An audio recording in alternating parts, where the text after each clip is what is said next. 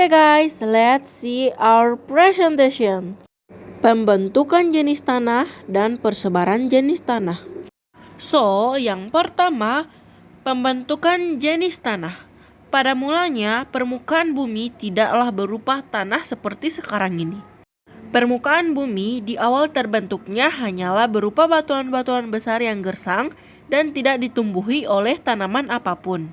Proses pembentukan tanah yang berasal dari batuan-batuan besar dipengaruhi oleh 4 faktor, yaitu pertama, proses pelapukan batuan. Yang kedua, proses pelunakan struktur batuan. Yang ketiga, proses tumbuhnya tumbuhan perintis. Yang keempat, proses penyuburan. 1. Proses pelapukan batuan. Batuan yang berada di permukaan bumi karena pengaruh iklim lambat laun mengalami proses pelapukan menjadi remahan-remahan.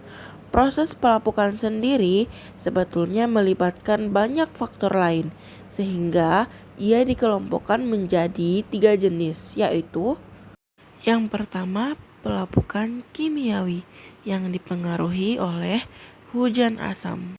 Yang kedua, pelapukan fisik yang dipengaruhi oleh perubahan iklim.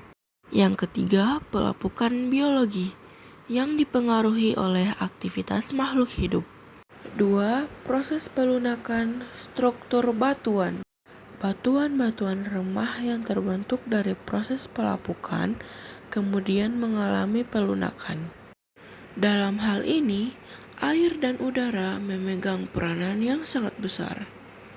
Kedua zat tersebut masuk dan merembes ke dalam sela-sela remahan batuan untuk melunakkan struktur batuan. Sama seperti proses pelapukan struktur batuan juga membutuhkan waktu yang sangat lama. 3. Proses tumbuhnya tumbuhan perintis. Setelah tahapan pelunakan struktur batuan selesai, proses pembentukan tanah dilanjutkan dengan tumbuhnya beragam jenis tumbuhan perintis atau tumbuhan yang berukuran lebih besar daripada lumut. Pada tahapan inilah proses pelapukan biologi dimulai. 4. Proses penyuburan. Di tahap ini, tanah yang terbentuk mulai mengalami proses pengayaan bahan-bahan organik. Tanah yang awalnya hanya mengandung mineral-mineral yang berasal dari proses pelapukan batuan akan bertambah subur dengan adanya pelapukan materi-materi organik yang berasal dari hewan dan tumbuhan yang mati di permukaan. 2. Persebaran jenis tanah.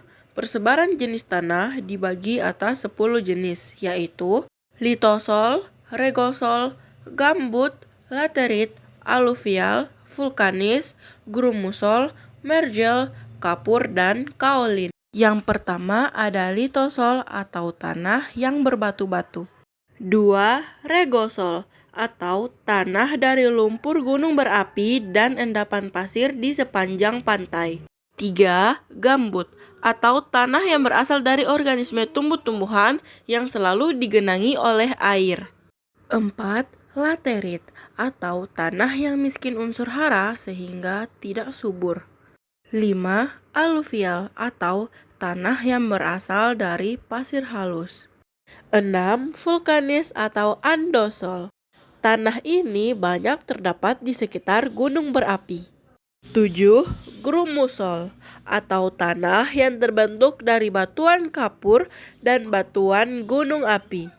8. Mergel atau tanah yang terbentuk dari campuran tanah liat, kapur, dan pasir.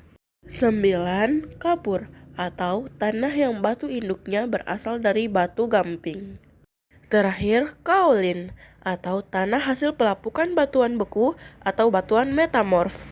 Oke, kesimpulannya, tanah adalah akumulasi tubuh alam bebas yang menempati sebagian besar permukaan planet bumi yang mampu menumbuhkan tanaman dan memiliki sifat sebagai akibat pengaruh iklim dan jasad hidup yang bertindak terhadap bahan induk dalam keadaan relief tertentu selama jangka waktu tertentu pula. Baik, segitu saja penjelasannya. Kamsahamnida.